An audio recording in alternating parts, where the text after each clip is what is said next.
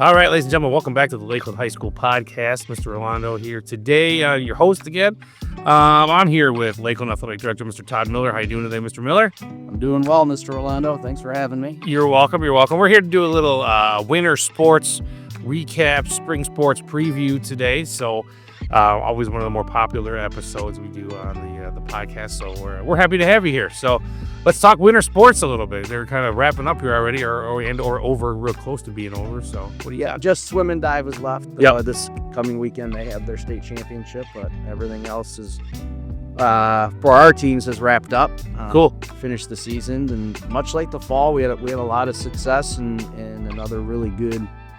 Both success on the courts and the mats and in the rink, and as well as in the classroom as well. We're still waiting on a lot of our, all state, all academic from the different coaches association. But some have come in, and so we'll talk about the ones we have and do a little bit of a recap of all of our teams from this winter. Sweet, awesome. So where do we want to start?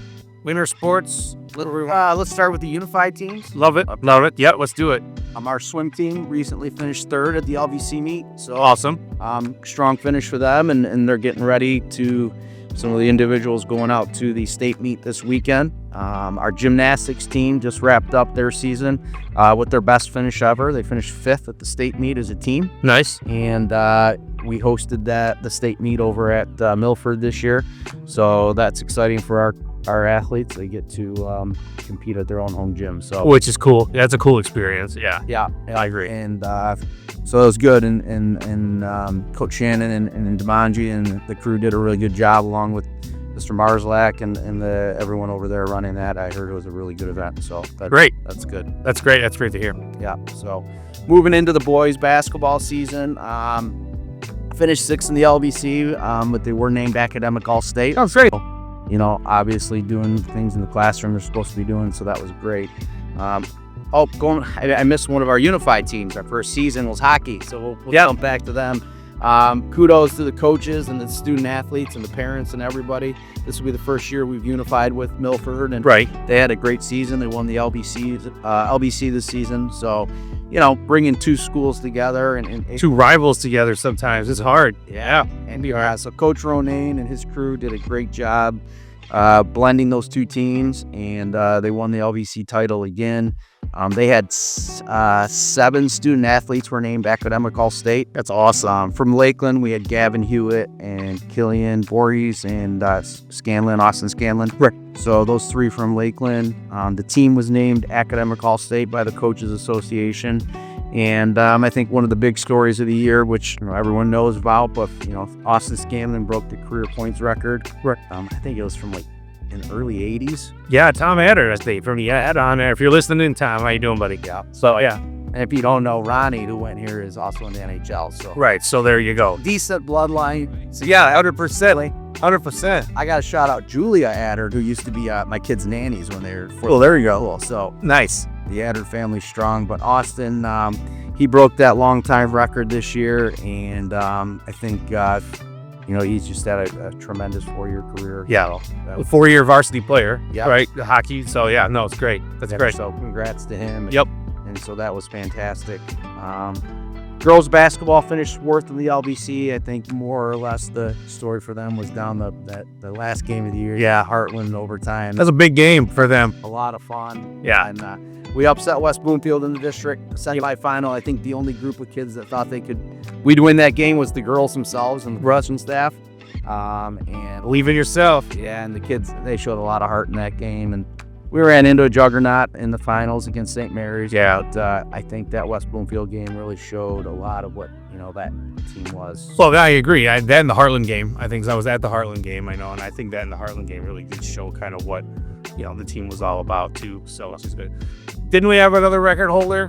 Girls basketball. We did. Just throwing it out there, man. Yeah. So Auburn Miller set the school record for points.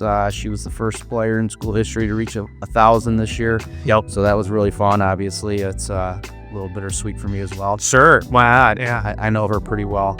But barely. Yeah. But the coaches have done a great job developing her, and I think that whole team just they're going to lose 5 starting seniors this year. So those, but those girls they played hard, especially down the road stretch there. So that was good to see. Sure. Yeah, 1,033. I think she ended up with 1,033. Right around there, yeah. Saw in the email. So cool. Yeah. Good. That's right. Congratulations to her and you guys and everybody. So Thank you.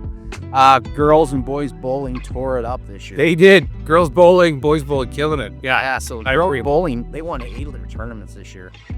Regional champion, undefeated in the LVC champions. How about the Reed family? 3 of them qualifying for the state final. Individual state finals. Yeah, I know, right? All 3 of them. Not 2, but 3. So, Right. the bowling in the Reed household is It's the real deal. they're pretty strong. Yeah, just a little bit. Yeah. Anybody want them on their Saturday night bowling league? I know what I'm telling you right now. But yeah. Yeah. So yeah. What's your team name? We just go by Reeds. Right. That'll be good. I have 1 more year with them too. Yeah. I'm coming back next year. So The boys had a great year as well. They finished runner-up in the LBC, runner-up in the regional. Right. Had a really strong showing at the states. They were right there to get out of qualifying. Yep. And then Noah Makowitz qualified for the states as well. Yep. And he had a good showing there as well. So, and Noah will be back next year as well. He's only a junior. So they're in pretty good hands there. I felt like every time I turned around, the bowling team was winning a tournament. Yeah. Like that's what it felt like too, because the girls were winning all of them, pretty much everyone they went to. So it's great. They probably won't let us into some next year. Who knows? Yeah, well, hey, their prerogative is what it is, right? You know what I'm saying? State champs, let's continue. Snowboarding, right? Yep. Kate Hanneman, individual state champion. Yep. Amazing. She's had an amazing 4-year career here. And obviously she's just fantastic. Boys and girls both qualified for states and placed 4th. Yep. Corbin Anderson placed 5th overall. Great as an individual. So, just a great year by, Coach Aubrey keeps just, churning out state champs and placing them in state high. Yeah, they keep ticking along, man. Every single year they're doing something great on the slopes out there doing stuff, which is great. It's great to see. Sticking on the slopes, the boys ski team, they were real young this year. Yeah. Max Hedger qualified for the state final, so Nice. goes to Max. So that was kind of the highlight from the boys ski team this year. And the girls were LBC champs. There you go. Just missed making the states by a few points. Julia Henry was an LBC individual champ in the slalom and the giant slalom, so shout out to Julia. Right. I know that this year in the regional, they really got they were not real happy. They got moved to regionals out to Pine Knob this year. And From normally where they're at Alpine, right? Where we race on them. So, yeah.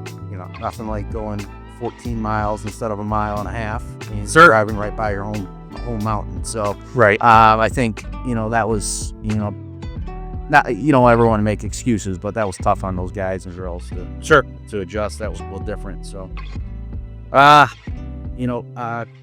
Palms finished 4th at their state final this year. Yeah, that's great. That's So, good to see. They're doing a really good job building that program back up, and they had a really, really strong finish. And excited to see their very young group in the winter. I agree. They were extremely young, so she did a really good job of getting them organized and ready to go for that. And I know they got tryouts coming up in April for the fall season. Believe somewhere. Yeah, it's the end of April, so stick around looking for more information for that coming. Same with cheer. Yep. Cheer, they were able to compete at some of the LBC meets this year. It's great that that team is coming back. I feel like that's good. Yeah, I think next year, talking to Coach Rachel, we'll be back in participating in MHSA playoffs and that. Great. As well. Great. By the way, if you're listening to this, Cheer and Palms, the dates have been set. I don't know if they're off the top of my head. I think Cheer's like June 1, 2, and 3. Yeah. And Palms are at the end of April. They have been set. They'll get posted here. Once spring sports kind of get going, we'll Start looking ahead a little bit. Yeah. start putting that stuff out there. So, and then we also have the wrestling team had another really banner season. They did a great year. They LBC conference tournament champs. They lost the regular season final match by a point to be regular season champs. We had 7 or 8 individual LBC champs: Cam Schneider, Ben Rickard, Dallas DeSengala, Caden Azado, Sam Broom, and Yanni Karagorgis. Yanni, sorry if I messed that up. They all won. We love you, Yanni. Yeah, how can you not love Yanni? That's right. And they all won the LVC's championship. Schneider and Rickard were both individual Oakland County champs. That's all big. In wrestling, that's one of the big feats there. Well, I know the Oakland County Wrestling Championships is one of the bigger ones in the state, right? So, And then Caden Azzato, he went to the MHSA individual state finals. Yeah, so a great experience for him. And you can't leave what we're talking about. Record setters, Sam Broom and Ben Rickard, both got their 100 career wins this year, which, that's kind of the goal in high school wrestling. That's the mountaintop there. So, right. Congrats to those two. So, overall, it's been a really good winter season that followed up with what I said, I think on the last podcast. Yeah, it was on probably the best fall season I can. That was a killer fall season. Yeah, you're right. You're not wrong. Yeah. And so now we're going to the spring. Yesterday, right. Well, we had 71 and sunny. Can't beat that for the March, 3rd, 4th? Yeah. Yeah. Well, it's like the 9th, March 9th. Well, yeah, that's true. Yeah. I'm a week off, guys. Yeah. Well, you forgot to speed up a week. That's true. 30 hours. Yeah. No, it was great. I actually went home and put some shorts on and walked back up, and I was walking around the fields, and people were like, can you imagine wearing shorts right now? Right. It was fantastic. And so all the teams were able to get outside yesterday, and that very rarely happens. I think most of them will be outside again today. Yep.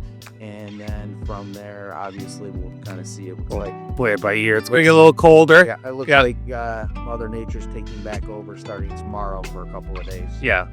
But it happens. We'll head back indoors. But overall, it's been really good to get those teams outside and doing those things we need to do. So agreed. Overall, we're done. I guess we'll say it's a good start to the spring. Yeah.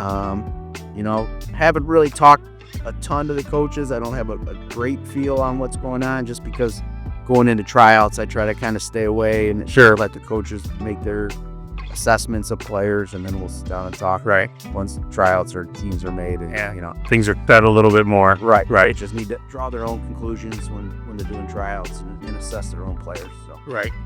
Cool. Good stuff. I mean, we're looking forward to a great spring. We had, like you said, we had a killer fall, a rack of winter. So spring, I'm hoping, similar along those lines. I know track programs running real well, and lots of other teams are doing well. Baseball team programs, softball programs, lots of teams doing really well. Yeah, already. Track numbers are up. Tennis numbers are up. We had some good numbers at soccer overall. As far as numbers, I don't know that we'll have enough for the JV, but more are out than we've had in the last years, so that's good. So we're working on trying to make sure we have a JV softball team. We're working with Milford over, see if we can combine a few things to ensure that we run that program, get those kids that opportunity. Because if you lose them in the first year, it sometimes can be hard to get them back. And 100%. If we can work together to do that, and Jim and I have talked about that in several sports, combining as numbers lower level program. It's not just a softball thing. It's not just a baseball thing. It's whatever sport. Right. There are some sports where numbers are dwindling, and we need to look at start looking at unified programs or whatever. Yeah, and look at in Waterford last year, they had to unify their varsity basketball team for girls. Right. So it's across the board, and we need to just kind of do the things we can to make sure that I think Huron Valley's always done a good job at providing opportunities for kids. Yeah, I agree 100%. And we need to continue that. So just a little bit something new. Tell us what can you tell us about the new league coming in next year? New people coming. We're not joining a new league. Go there, but the new folks coming in. Expanding the league. Right.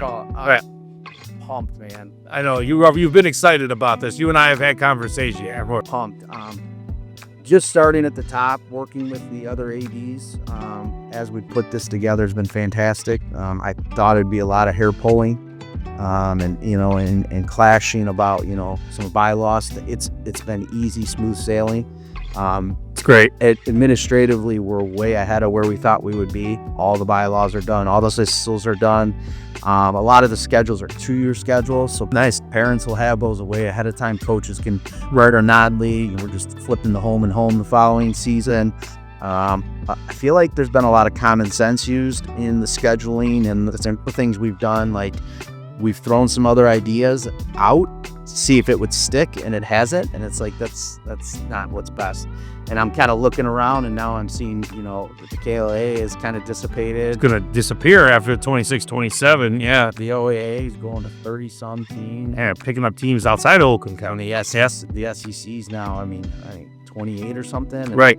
I think what we're doing with our 12 teams and how similar our schools are and our districts are. Right. And not just athletics and the leadership classes and some of the The student activities programs. people don't realize is the principals meet too, just like the ADs do. And, they share ideas and they talk about what's good and what's not good for kids and all that stuff. And, I think we have such a workable, manageable group and a lot of very highly professional people we're working with. And I think it's going to be really competitive.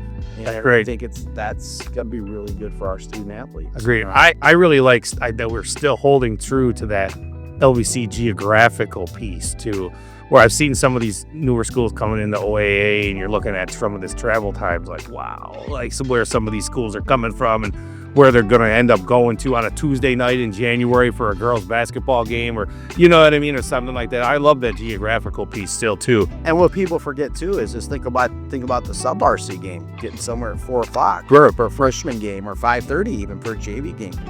And one of the things I think that's really good about having like schools is the sub-varsity level.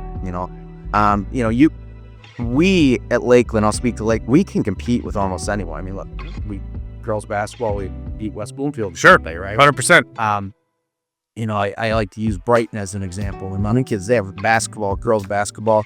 We've competed with them the last 2 years. I have a JV level. We get blown out, and it's not anything against our kids. It's sheer numbers. They got freshman teams too. Right. So, we've got a lot of freshmen playing JV where they're playing against sophomores and oftentimes juniors.